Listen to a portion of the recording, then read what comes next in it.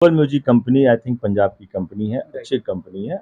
उन्होंने जब अपना म्यूजिक कंपनी वाईटी यूट्यूब के लिए खोला तो खेसारी लाल जी से एक एग्रीमेंट बना। टाइम रखा गया 200 गाने 30 महीना में गाएंगे, राइट। जहां तक मुझे मालूम है। और इसके अलावा वो कहीं बाहर गाना नहीं गाएंगे। पूरी इंडस्ट्री हो या हिंदी इंडस्ट्री हो, दोनों में हमारे जो एक्टर हैं वो अपने आप को भगवान समझते हैं। मैं खुलेआम बोलना चाहता हूँ आपकी तरफ से कि वो अपने आप को भगवान गॉड समझते हैं। आज खेसारी जी अपने आप को थोड़ा सा डाउन कर लें, और मैं उनको बोलना भी चाहूंगा कि इसमें कोई बुराई नहीं है।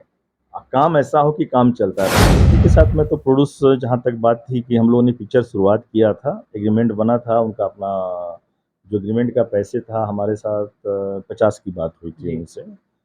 भी हमको मिलेंगे तो उनका जो नेचर है, नेचर के हिसाब से बाबा बोलते हैं, पैर छू के प्रणाम करना, इस मामले में कतई वो इंसान गलत है ही नहीं। नमस्कार, आप देख रहे हैं बीएनडी न्यूज। मैं हूं अभिषेक दुबे। भोजपुरी में एक बवाल मचा हुआ है। जी हां, Khesari Lal Yadav versus global music. और भोजपुरी में कैसा क्या चलता है, इसी पर बात रखने के लिए नेता तो हैं ही, लेकिन पहले प्रोड्यूसर रह चुके हैं। आप फिल्म देखे होंगे, आर पांडे से फिल्म आता था। जी हाँ, ऋतुराज पांडे जी हैं, प्रोड्यूसर हैं। भोजपुरी के प्रोड्यूस भी कर चुके हैं। सबसे पहले आपका स्वागत है बीएनडी न्यूज में भैया। आपको भी और आपके सारे दर्शकों को मेरे तरफ से ढेर सारी शुभकामनाएं और स्वागत। भैया, एक विवाद चल रहा है भोजपुरी में खेसारी लाल यादव और ग्लोबल म्यूजिक के बीच। क्या प्रोड्यूसर के बीच ऐसा क्यों हो जाता है कि हमेशा झगड़ा झंझट हो जाता है? क्या रहता है? मेरे दर्शकों को कुछ बताइए इसके बारे में। देखिए डिटेल मैं ये बताऊं कि सबसे पहले अगर कोई भी काम प्रोड्यूसर एक्टर या प्रोड्यूसर सिंगर या प्रोड्यूसर अदर टेक्नीशियन के साथ होता है तो सबसे पहले एक एग्रीमेंट होता है। इसमें भी जहां तक मुझे मालूम है कि एग्रीमेंट बना। Global music company I think Punjab की कंपनी है, अच्छी कंपनी है। उन्होंने जब अपना म्यूजिक कंपनी वाईटी यूट्यूब के लिए खोला तो खेसारी लाल जी से एक एग्रीमेंट बना। एग्रीमेंट में 200 गानों का एक टारगेट हुआ कि 200 गाने खेसारी लाल जी हमारे लिए गाएंगे, और एक उसका टाइम रखा गया 200 गाने 30 महीना में गाएंगे, राइट। जहां तक मुझे मालूम है। और इसके अलावा वो कहीं बाहर गाना नहीं गाएंगे। कुछ दिनों तक ये चलता रहा कि हरिलाल जी ने लगभग 80 गाने मुझे लग रहा है कि ग्लोबल को दिया। उसके बाद खेसारी लाल जी, जहाँ तक मुझे मालूम है कि या तो उनकी टाइम की कमी होगी, क्योंकि एक्टर हैं तो कभी बम्बे अपना लंदन भी जाते हैं, सब जगह अपना टूर पे भी रहते हैं, तो टाइम की कमी होगी। तो ग्लोबल का कहना है कि भाई वो इग्नोर करने लगे कि आगे हम गाएंगे नहीं गाएंगे नहीं करेंगे। इस पर ग्लोबल वाले ने क्या किया, उनके ऊपर केस कर दिया। क्या भैया ऐसा होता है क्या कि अगर आपको फिल्म का दे दिया गया टाइम और शेड्यूल और इग्नोर शुरू हो जाते हैं? क्या आपने तो प्रोड्यूस किया भी है, प्रोड्यूसर रहे हैं? देखिए हमारे यहाँ क्या होता है ना, हमारी इंडस्ट्री, भोजपुरी इंडस्ट्री हो या हिंदी इंडस्ट्री हो, दोनों में हमारे जो एक्टर हैं वो अपने आप को भगवान समझते हैं। मैं खुलेआम बोलना चाहता हूँ आपकी तरफ से कि वो अपने आप को भगवान गॉड समझते हैं।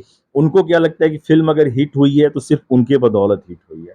ठीक है, ऑडियंस उनको देखने जाते हैं दर्शक, लेकिन पर्दे के पीछे, क्योंकि हम जैसे लोग पर्दे के पीछे ही काम करते आ रहे हैं, तो पर्दे के पीछे कितना समस्या होता है, कैसे कैसे। आप जैसे आप देखिए कि एक शादी विवाह होता है, दूल्हा और दुल्हन को ही लोग देखने आते हैं, लेकिन सजाने का काम, मंडप का काम तो बहुत सारे लोग करते हैं ना। तो सेम चीज है। तो एक्टर को जो लेना चाहिए, अब मेरिट आप जरूर लीजिए, उससे कोई दिक्कत नहीं है, लेकिन पूरा का पूरा मेरिट अपने ऊपर ना लेकर भगवान ना मानिए। दूसरी बात, एक निर्माता यानी प्रोड्यूसर वो है तो पूरी की पूरी टीम है, पूरे का पूरा इंडस्ट्री है। निर्माता ही नहीं है तो कुछ नहीं है। निर्माता ही पैसे का इंतजाम करता है, कहीं से इंटरेस्ट पे उठाता है, कहीं से मांगता है, एक फिल्म बनाता है, म्यूजिक एल्बम बनाता है। अगर उसके साथ इस टाइप का कुछ भी मतभेद है तो मेरे हिसाब से कोई भी एक्टर हो, कोई भी सिंगर हो, उनको प्रोड्यूसर के साथ मिलकर इस चीज को दूर करना चाहिए। प्रोड्यूसर के साथ कदम से कदम मिला के चलना चाहिए कि प्रोड्यूसर जो बोला गया है वो प्रोड्यूसर पूरा करे, और जितना इनको हक दिया गया है हमारे एक्टर को, एक्टर पूरा करें। और इसके दोनों के बीच में आपको बता दूं कि एग्रीमेंट भी 100% हुआ है। कोर्ट तो मानती नहीं किसी चीज को, कोर्ट को कागज चाहिए, कागज में प्रूफ चाहिए। लीगल एग्रीमेंट परफेक्ट है तो ही इनके ऊपर इतना बड़ा बैन लगा है 2 साल का। उनके मैनेजर हैं विवेक, क्या उनकी गलती हुई? नहीं, देखिए क्या होता है ना, हो सकती है, हो सकती है। मैं आपकी बात बताना चाह रहा हूँ, क्योंकि 25-30 पेज का एग्रीमेंट होता है और कोई भी लीगल काम हमारे देश में इंग्लिश में होता है, कोर्ट भी इंग्लिश में चलता है। आज भले हम आपको इस बात से लीक से अलग हट के बता दूं, भारत और इंडिया का बहस चल रहा है, लेकिन आज भी आप कोर्ट में चले जाइए, मेडिकल में चले जाइए, बड़े बड़े से मेडिकल सब डॉक्टर आपको इंग्लिश में लिख कर देंगे। मतलब जो चीज आपके समझ में नहीं आता है वो काम इंग्लिश में ही होता है। किसी गायकर को 3 साल के लिए बैन कर देना क्या सही है कहीं से भी? मैं बोल रहा हूँ कि बिल्कुल सही नहीं है, लेकिन अगर इसने जैसे खेसारी जी की टीम की तरफ से आ रहा है कि मैं पढ़ नहीं पाया कि उन्होंने ऐसा लिखा हुआ है, तो नहीं पढ़ पाया तो इनकी भी गलती है। इनको 2-4 एडवोकेट रखना चाहिए, वकीलों से इस चीज़ को डॉक्यूमेंट को पढ़ाना चाहिए, पढ़ने के बाद ही साइन करना चाहिए। तो अगर नहीं पढ़े हैं तो इनकी भी गलती है, लेकिन फिर भी ये देखिए बहुत बड़ा मसला नहीं है। आज खेसारी जी अपने आप को थोड़ा-सा डाउन कर लें, और मैं उनको बोलना भी चाहूँगा कि इसमें कोई बुराई नहीं है। काम ऐसा हो कि काम चलता रहे। कोर्ट की उलझन में ना आप फँसे, ना आपका ग्लोबल वाला फँसे। जाइए आपस में दोनों आप दोनों हैं, तो भोजपुरी फ़िल्म है, इंडस्ट्री चल रहा है, चलने दीजिए, लोग एंटरटेनमेंट भी कर रहे हैं। अब दोनों में आपका आपस में अगर किसी बात का मतभेद हो जा रहा है, फिर कोर्ट का तो आएगा ही डिसीज़न, कोर्ट का डिसीज़न आएगा, तो जब तक चलेगा केस तब तक चलेगा। तब तक ऐसा नहीं कि ग्लोबल को फ़ायदा हो रहा है या आपको फ़ायदा हो रहा है। आप दोनों के दोनों नुकसान में हैं। तो मैं बोलूँगा कि आप दोनों आपस में बैठिए और बैठ के इसको सॉल्व आउट कीजिए। चाहे तो ग्लोबल और खेसारी का मैनेज हो सकता है वहाँ पर देखने क्यों को। नहीं हो सकता है? बड़ा से बड़ा केस का मैनेज हो जाता है, तो सिविल केस है, कौन सा क्रिमिनल केस है? जब आप प्रोड्यूस करते थे उस टाइम खेसारी लाल यादव को आपने प्रोड्यूस किया, पवन सिंह को भी प्रोड्यूस किया, कितना चार्ज लेते थे उस टाइम खेसारी लाल यादव जब आप प्रोड्यूसर थे उस टाइम? देखिए खेसारी लाल जी के साथ में तो प्रोड्यूस जहाँ तक बात थी कि हम लोगों ने पिक्चर शुरुआत किया था, एग्रीमेंट बना था, उनका अपना जो एग्रीमेंट का पैसे था हमारे साथ 50 की बात हुई थी जी। उनसे। ठीक है, चार्ज उनका ये 2018 की बात है। 2018 में 50,000 लेते थे, लाख 50 लाख लेते थे। हज़ार क्या होता है लाख 50 लाख।